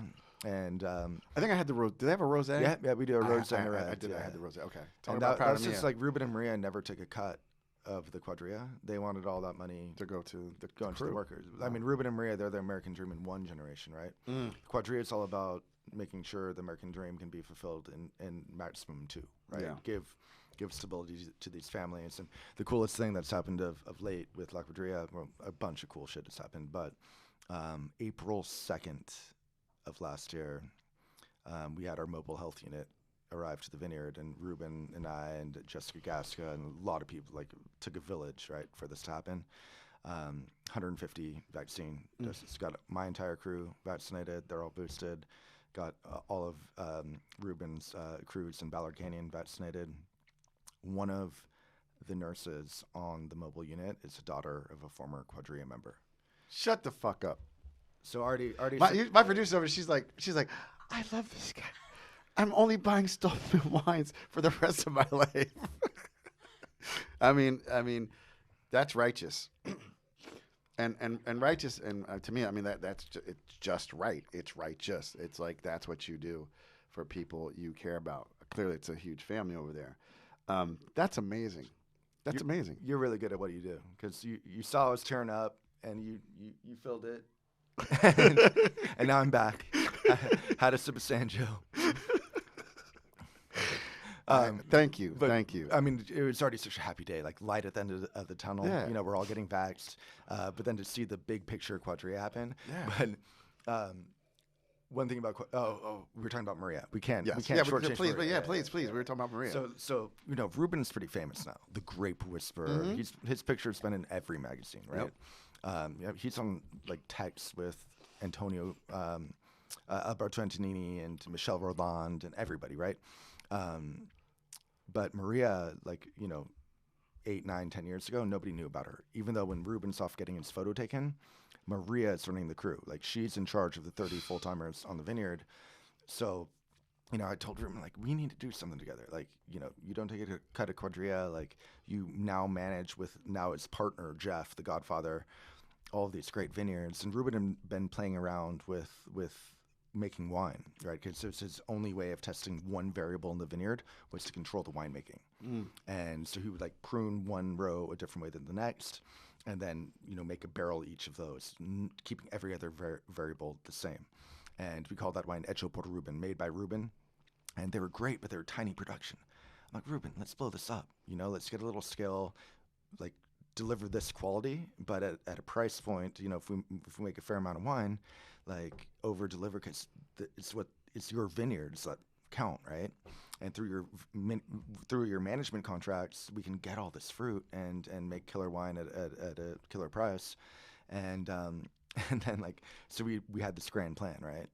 And I kind of like, I knew we needed, this had to be about Maria, like, because like she's too important. Like it's Ruben all the time, because of course he's Ruben Solorzano. But we were having a big party under our oak tree, and of course there's a ton of tequila. The banda's blaring, and Maria and Jess are just dancing it up. And between every song, they have a tequila, and they go back out. And finally, Jess is like, "Okay, no more tequila. I don't know how you do it. I don't know how." And they call each other Patrona. So they both call each other Patrona, and like, Patrona, like, no more tequila for me. Like, I'm done. I don't know how you do it. I know what time in the morning you wake up. I know how hard you work. She goes, "Yeah, I'm a tecolote." "You're an owl?" She goes, "You don't know my story? Like, you don't." I'm like, she just knew her story, but like, an owl? Right. And she called Ruben over to get, like, you know, verification of this. So it turns out that Santa Cruz de las Flores in Jalisco, they're famous in the region for their great parties, like, go all night. And like, sure enough, I was there a couple months ago, and like, there were 3 different mariachi bands playing while I was trying to go to sleep, like 2 a.m. from every direction in town. I'm like, the tecolotes are out. And so like, everybody from all the villages around, like including Ruben grew up in a hamlet up in the hills. Like, when they go to party, they go down there, and it's the culture of the town, and they are the tecolotes. And actually Jess told me about this like the next morning, like, and I'm like, oh my God, like, because we go nocturnal for 3 months. We intentionally have a really spread out harvest, like with all the so fresh wines in the beginning. We were planting more Mourvedre, late ripening, because the goal is always to harvest only with our full-time crew and not bring in additional help. Nice. We go nocturnal for all of that, right? We have a 40-degree drop in temperature. Yep. So we're trying to lock in that freshness, which you were alluding to about all of our wines. You know, the limestone picking at night, like, we're really trying to get that fresh fruit purity.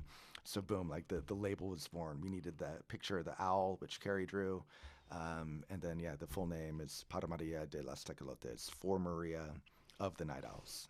And now Maria's famous, so like, we didn't have to do that, but I still love the label, and yeah, it's a project I take a lot of pride in, and then I knew that wasn't enough, because like, Ruben drinks better than me. like there are very few people who drink as good as Ruben. I mean, he loves world-class wine. Like, I mean, he wants to dive in and think about. Yeah. So I knew, like, Para Maria, it's great. We're over-delivering for the quality. Like, I drink it. I love it. But you know, we were still like, Ruben needed a legacy wine. So we played around, like, okay, Ruben, what if we take like 1 ton from each of your vineyards in Ballard Canyon, Honada, Stolpman, Larner, you know, Rusak, Kimsey, and make like a super Ruben Syrah from Ballard Canyon. And that didn't make sense. It's like, you know, we're all about like the magic of one exposure as like a beautiful high-end wine. When we find that magic, isolate it and bottle it. So we went back to the drawing board, and I'm like, why didn't we think about this earlier? Like, we had 4 fallow acres literally behind Ruben and Maria's house on the vineyard. Like, we have to give that to Ruben. That needs to be their estate. They're going to plant whatever they want, and that's going to be their legacy wine. And I went to my dad with it. My dad's like, yeah, great idea. And went to Ruben and Maria, and of course they're through the moon. So we call that wine Sun and Earth, the translation of their last name Solorzano. And it's a co-ferment, of course. It's vineyard. Ruben is the vineyard. Yep. So we're trying to take our winemaking out of it. So it's a Mourvedre Syrah Grenache co-ferment. And Ruben's like planted it so it all ripens together using like the morning side, the afternoon side, the plateau. So one of our coolest vineyards in the entire parcel. So Yeah, we're gonna have Ruben on the pod just so I can get that fucking wine. Sounds dope. This is just incredible. So now, this is multi-generational on every level. I remember like when I started, I knew about you guys 'cause I lived in Santa Barbara, but like when I started following you on Instagram, like it's also pretty fun out there. Like you guys got like these crazy fucking water slides, and like the dog didn't put the dog down a slide into the. I mean, like what type of farming practices do you have at your vineyards? well, first of all, we need to address an issue that I'm very passionate about. Let's do that. When I show up to a vineyard and, drive around in the pickup truck with, the owner, the vineyard manager, I'm very disturbed when I see a naked reservoir. Mm. I mean, they're usually perfect hill exposures leading down to the reservoir. Like, why don't you have a zip line? Why don't you have a 100-foot water slide that you can ride a surfboard down into said reservoir? Why don't you have a BMX bike ramp? Like, it's just sitting there for the ducks. The ducks don't mind. You're not going to bother the ducks. They'll move. Yeah. Yeah, but other than that, we're getting certified to meter biodynamic this year. Because I've seen all those shits on Instagram. There's been all these. Psalm TV, Right. that was the best. They had 3 camera angles, and the drone was running out of batteries. So they're like, one take. I'm like, you know how hard? There are no fins in the surfboard, right? You're like sliding all over, and you go fast, right? I was like, that shit. I was like, listen, I remember 1976, West Point, Georgia, red clay soils on the Georgia-Alabama border, fucking hill like this. I got on a skateboard. I'm like, I'm going to go from the top. Dude, I saw that. I was like, oh, hell no. I still got scars to this day. And I saw that surfboard. I was like, what the fuck? Yeah, so we're always open to suggestions. Yeah, I mean, it's been a project of a lifetime. We put in the zip line, then the bike ramp, and the slide. And the nice thing about Santa Barbara is you can look at the transverse range, that what creates point of inception and what makes all the magic happen. Yep. Because Santa Barbara County, we're completely open to the west. And then behind us, we have the Mojave, the Sierra Nevada's end. So that's a big vacuum of hot air rising. We just get the maritime influence, right? So we can look to the south, 5 miles. And if there's a fog bank above the ridgeline on a weekend, we're like, oh, not a beach day. Yep. Group text, reservoir. And And it's so much better. I mean, because Santa Barbara proper, it's like June gloom. Like fucking, it's just like literally. You go to Santa Barbara in June, like literally, the sun comes out in time to set. That's what it does. But it's kind of what makes it special. That's a pretty comical thing, by the way. Like when you get on the Denver direct flight, Okay. and like everybody's like, it's the one hop to Denver to Santa Barbara, and everybody but you are going on vacation. And the pilot gets on. Oh, all right, it's they're doing that Chuck impersonation. Yeah, like, right. It's drizzly 50 degrees, and everybody's like, no, he's joking. It's June. Exactly. and you're like, yeah, welcome to Santa Barbara. We're arriving in Santa Barbara. It's it's overcast. It's about 55 degrees. If Santa Barbara's your last day, enjoy the June gloom. If Santa Barbara's your home, well, you know what the fuck to expect. That's so. So, how many children do you have now?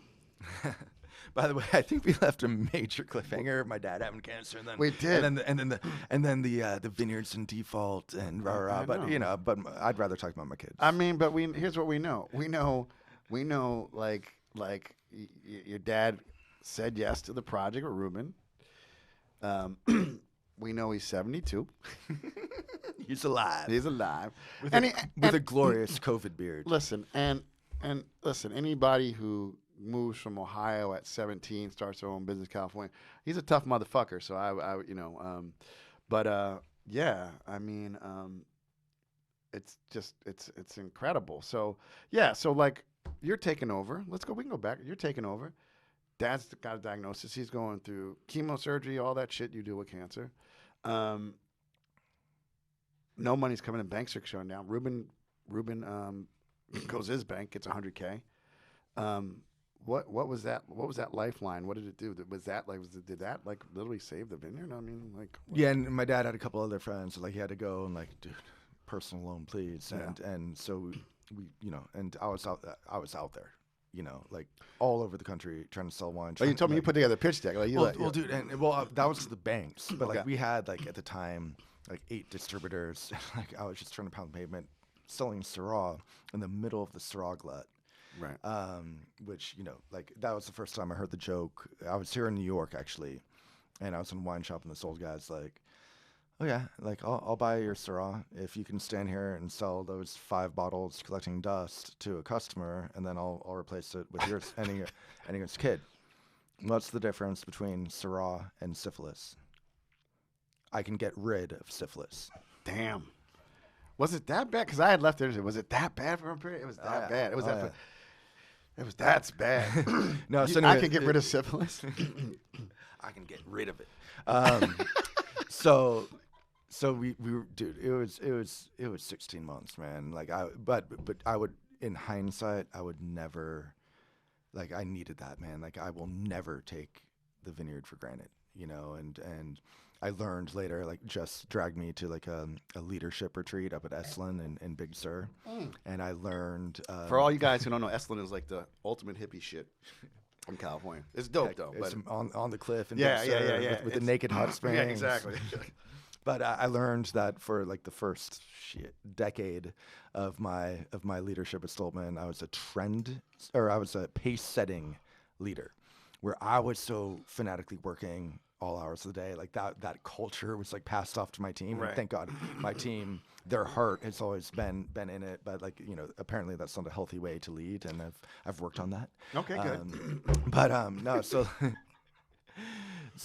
you know, we got some, you know, money coming in from wine sales, and like God, like the negotiations with trying to buy glass when you still owe your glass company money. Like That must be a fun conversation. Right. So August of 2010, we're about to start harvesting, and I don't know how I'm going to pay for all the harvest costs.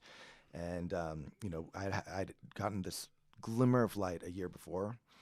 Nancy Palumbo, she was an amazing person. She's no longer with that bank. She told me, "Pete, if you hit your projections that you've given me, we can get a deal done. You got to do it for a year." I'm like, "A year? Like we are in default." And I hit the projections, and Nancy and her boss got on the phone with me and my dad and mom, and they said, "Okay, like we're gonna get, you know, like we're gonna do this. This is a verbal commitment. You know, it'll take a while for all the paperwork, but you know, we're gonna refinance soon." And man, like immediately I call Ruben, and I'm like, "Ruben, we're gonna be good. Like we got a new bank. And I'm expecting like, "Yeah, Petey, you did it. Come up to the house. Let's drink tequila. Like we're having a party." And I've never heard Ruben so deadpan. It was, "Okay, you are now out of excuses. You're finally coming to Jalisco this Christmas. You and Jess. And then we'll celebrate." Because my entire, like, you know, teenage to adult life, he was always like, "Pete, one day you need to come and see my home." And so that trip was incredible. Like 15 full-time people at the time. I hugged, kissed, hung out with, danced with 1,500 people, right? I got to meet both of Ruben's parents before they passed. I got to meet Jose before they passed. Like, monumental trip for me. And the last night, you know, we'd gone up to Fortaleza to see Guillermo in tequila, brought a ton of tequila home. And that's all we drink on the vineyard, by the way. When we do drink tequila, we drink Fortaleza. And just like I had this like moment of clarity in the tequila fog. And I'm like, "Ruben, like if just doing the right thing that you and Dad like did, right, has had this kind of impact on so many people, and the pride that second cousins had, and then their cousin being on the crew, and knowing that they had their wine, had a great job in California. I'm like, now that we're refinanced, we can blow this up. We need to make it way bigger. So we went home, reblended the '09 vintage, and it's a Cuadrilla ever since the '09 vintage. It's 10% of our production from the estate, and all the profit goes to the crew, divided by seniority. And it's grown so big that now we give a bonus on every hour worked on the weekly paycheck. So like you have your rate, and then you get $1, $2, $3, $4 on top of that, right? It's a bonus every week. And that's to elevate the quality of daily life. Mm-hmm. And then at the end of the year, we still give a bonus that continues to increase every year, for savings, for cushion, and just the crew that we have. I can't say that actually. Like I was about to invite burglary, but we don't worry. Like we don't micromanage. Yep. It's just, and I can't imagine, it's such a beautiful place, and I can't imagine that the people aren't proud of what they do. That they don't take passion. That they're not passionate. That they don't take pride in what they're doing. It makes the terroir like even more. And these wines, I mean, like, we just popped the best wine we've ever made. Yeah, and because because Syrah has been this theme, right? So I was like, fuck that. I'm pulling, because there's a lot of wine here. Producer's not drinking. She's lame. Some dry fucking March shit. I was like, listen, if you just took one day off a week, you'd have 52 dry days. Dry January is bullshit too. But anyway, and I was like, well, let's talk about redefining Syrah. Right. Yeah. I mean, we could not make this wine without Cuadrilla. 6,000 vines breaker, head pruned. We can, every vine in our vineyard, we only touch by hand. We can weed with our tractor. We do a couple sulfur sprays a year, a couple stylet oils a year. That's done by tractor in the rest of the vineyard. We pull the fruit trailer. Tractors give us a lot of efficiency, but when it comes to touching the vine, we only do it by hand. The great places and the sun and earth, which I mentioned, are planted so tightly, there's no way to ever mechanize, right? So this is doubling down on Cuadrilla, right? And then you also look at the material. So my older son is named August, and he happens to be named after Auguste Klopp in Cornas. My younger son is Otto Renard. Renard being a parcel that Klopp owns in Cornas, and some of the vines happen to be about like 108, 109 years old. And this wine was inspired by the plant material that we saw there. So we began this vineyard with 50 cuttings. Part of this vineyard is a mother vine. To back up, this is all own rooted, right? So in the northern Rhone, like you have this amazing pre-clonal Syrah. It's what in Côte d'Or they call serene, right? Because nurseries for the clones, they breed only the strongest every year. They've been doing that since World War II, right? After World War II, wine became global. A nursery will go out of business if their vines fail, half the time, and the guy down the street, 80% of the vines live and turn a profit, right? Yep. So they're, of course, like this clonal material, after 70 years of propagating only the strongest, has very little resemblance to the pre-clonal. So in Côte d'Or, they don't even call the pre-clonal stuff Syrah. They've reverted to their ancestral name in Ampuis. They called it Serene, and then the clonal shit is Syrah, right? Okay. That's how profound the difference is. So we're propagating 5 different pre-clonal strains, but this stuff that is named after Auguste Klopp Renard. We started with 50 cuttings.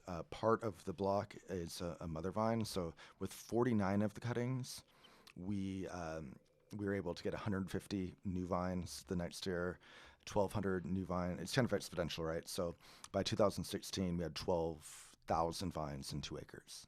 But then we left the 50th vine in the middle of a big hill, and instead of cutting it and putting it back in the ground, we layered it, the French word provenage. So we just layered the growth, dug a little trench, and then poked it back up in the air along the next post and covered that trench up with dirt to keep the daughter connected with the mother, right? So we had 3 shoots growing from the first vine, so we were able to do that 3 times. So then we had 4 vines, right? And then from those 4 vines, we got 9 granddaughters, and then 18 great granddaughters. So we're up to, in 2022, we have 800 interconnected vine heads, 1 vine. And in 2031, the hill will be complete at 2,000 vines. Like apparently, like Domaine Romani Conti was only like 4 or 5 vines through 1944, and then it finally succumbed to phylloxera or something, and they replanted it on rootstock. So if you ever, a true baller only drinks pre-45 DRC. I just, we had in like, I don't know, I do so many of these. Like, was it last week or 2 weeks ago? We had Adrian Shaw. We had the guy who represents DRC here. Do I have my year right? Did you talk about that or no? No, we didn't get it, but it's something around. It's around there. If I, from my own wine knowledge, because he was just telling crazy stories like you, but different type of crazy stories, crazy dope stories. But yeah, no, I mean, yeah, that people don't. I mean, that's another thing. Like war fucked France up. Like Champagne. Like I remember a story. Robert Haas. I had the opportunity to meet Robert Haas when I was in Santa Barbara. I went out to Talbot's Creek like in 2002. Antonio took me, right, 2002, and we had lunch with Robert Haas. And someone asked, like, well, what's the best wine you ever had? Because vineyard brands, Burgundy, Rhone, And he was like, it was like a pre-war Burgundy. But here's the thing. He said that shit was like 15% alcohol. Like people get like these are incredible wines, but like. I don't like when people trip on the alcohol kind of things. Like people don't realize like the wines like from France used to be that fucking high. Like that was the vintage. It was hot. It was ripe, and it was fucking delicious. But yeah, no. If you're a baller, no, dude. Listen, you're not a baller. You're a fucking billionaire if you're drinking only pre-45 fucking DRC, dude. And there's only like 3 bottles left, if we're honest with ourselves. But that's an amazing story. Like so, it's fucking literally. It's all connected. Yeah. And so that mother vine is incorporated into this wine that we're having. We're having the 2019 Great Places August James. One day when she's bigger, we can make 1 bottling from only the mother vine. Oof. And I will tell you, this is so. It's on the savory side of Syrah. It's really, I mean, it's got great fruit, but it's living on that savory side. Because the Central Coast, you get California, you get that big fruit, but this is firmly, and the color. Oh my God, the color. This is only really the second vintage. So Augie was born August. My son Augie was born in 17, and Ruben, his godfather, combed through all 12,000 vines, and he found 400 pounds of grapes, and we made 30 big 3-liter bottles for August's birth year and the birth year of his vineyard. So that's all for him, right? I've opened 1 so far. Yeah. But it's gonna be a hell of a 21st birthday party. Right. And then in 18 we had like 100 cases. Shit. This we had like 114 cases. So if you think about that, 114 cases for 12,000 vines, that's 9 vines per bottle. No wonder why they started breeding this pre-colonial stuff for strength, right. So you could actually make a profit with Syrah. Right. What do they call that? Vigorous. Make it more vigorous. Right. Yeah. Right. So hopefully one day, we already have Otto's block. He faces the afternoon sun with the wind, so it's inefficient photosynthesis. So we pick Otto's block, the same material, about 10 days after Augie, and that's the only difference. And then we have, a project. Ruben, actually, of course, being Ruben, he started this. He after he went to Côte d'Ortie, he was helping Renee Rostang prune the Côte Blanc. Ruben's vineyard. life does not suck. Well, he was pruning, Yeah. Yeah, and then he mimicked identically the Côte Blanc vineyard, full on with the Echelas teepees. So hopefully all 5 strains will make the cut, and we're going to have 5 different Great Places wines. So I named the Great Places after my favorite vineyard name in the world. Whenever I would look at the map of Côte d'Ortie, my eyes would just fall on right in the middle, Les Grandes Places. Oh, yeah. The Great Places. And I love the Clou-de-Sel-Roch, Les Grandes Places. So that's where the name comes from. It's all of our best exposures are planted like this. So pre-clonal, own rooted, 6,000 vines per acre, only worked by hand. And, like, I don't, like, points really don't affect us. And Stolpman, I'm really, really blessed to be in a position where, like, I'm not waiting for points to send out to retailers. But I'll tell you, like when Galoni looked at me and he goes, "This is the best wine you've ever made." I said, "I know. Why?" And I told him the story I just told. And he goes, "What are you going to do when every California Syrah winemaker wants this material?" And so it's a deal, that I can't talk about and like it's for me and my family. It's okay. And then he turned to Ruben and he goes, "What are you doing Saturday?" And Ruben said, "I don't know. Can you take me to that block?" And so Ruben, he has a lot of vineyard owners, or he has a lot of owners. Mm-hmm. So okay, he has Galoni in the car. He has to take him to a couple, Santa Rita Hills sites, Yeah. and Galoni's just like impatient. Like, when are we gonna go see? Come on, motherfucker. You know what I came here to see? Shit. Right. And then you get there and like Galoni walked like every row, and like, cause I told him how loose the clusters are tiny, and then there are only like, on average, like 19 grapes. Like, there's a grape there, a grape there. That's not like a typical clone 470 where you have a full cluster, like, shatter, rah, rah, rah. So yeah, I'm really excited about, and it meant a lot because, this block we began in 2012, and, we have barely any wine, and just I mean, I think when you say that, I'm like, imagine when these vines are 40 years old, and then 50 years old, and then 2-3 when they're 100 years old.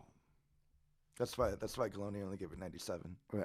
He's a smart dude. He's like, because he knows how young the vineyard is. Yeah. He can't he can't go higher than that. You really because like, can't. dude, the vineyard's a baby, right? Right. And it was just so cool, like, to get that like third party validation, that like I'm on the right path. I've been blowing so much resources on this. It takes one person per acre per year to farm these. That's why nobody does this. That's why we're addicted to our tractors. But that's part of these 13 acres are a big part of why we have 30 full-time workers instead of 15 that we had back in the day. Yeah, that's fucking awesome. Hey man, we're coming up on the time. Is there a bottle that bottle of wine that you told me about your dad? And he got introduced to Bordeaux and fine wine and up to Napa and buying barrels at the premier Napa Valley Wine Auction. And then you'd grown it. But was there a bottle for you where you were like, I love wine. I'm going to do wine. It's what my family does. Was there like, obviously you love Syrah. Was there a bottle that really just rocked your world? Yeah, I was beginning to understand wine in high school, just, paying attention to it at the dinner table. And I was working, in a high-end Greek restaurant, Papadakis Taverna. But it wasn't until my dad took me to Piedmont, and he bought 3 different vineyard-designated 1982s, my birth year. And they're all in big, Barolo bulbs in front of me, and delicious food out on the table, and having those 380, and I think I was around 16, so they were of age, right? And all of a sudden, like, it opened up, like boom, that's all about the rose petal. That's all about, I'm getting this like pine foresty thing, and this is kind of somewhere in the middle and a little denser. Like, holy shit! Like, I get it. And it wasn't like, I was like, thinking that like, okay, I figured it out. Obviously, like, I then learned that I don't know shit. But that was when kind of my brain exploded. I'm like, this is actually really like fantastic, and like this is why my dad is so fanatical about this. And yeah, that was cool. Fucking Pete Stolpman, thanks so much for coming in today, man. This was like. I tell people, like, every guest just is, you're so different. You're all fucking awesome, man. And you fucking ripped this shit. Thank you so much for being here. Doing this with me, man. So much fun. Love getting to know you a little bit better. Can't wait to come visit you out in Santa Barbara. Tell people where they can find you, how they can be a part of what you're doing. Yeah, man. I mean, I love all my restaurants and wine shops, but I mean, our wine club, it's ridiculous. 2 releases a year. Got the fresh, subscribe for the bunches. It keeps on growing. So if you want to directly support us, wine club's where it's at. Otherwise, help out our fellow independent restaurants and retailers. Hit me up on Insta, Peter Stolpman, Stolpman Vineyards, and Stolpman So Fresh. And yeah, thanks for having me. Oh my God. So listen, for all my listeners, don't forget to check out the show notes for each episode. You'll find the info on the wines we drank, links to cool things we discussed. We'll put all Pete's fucking social links for the winery himself personally and so much more. Hey guys, this was another killer one. I could have talked to him for like 4 fucking hours because we have so many Santa Barbara stories to share, and we'll get there. But until the next time, peace to all my mavericks, philosophers, deep thinkers, and wine drinkers. Peace.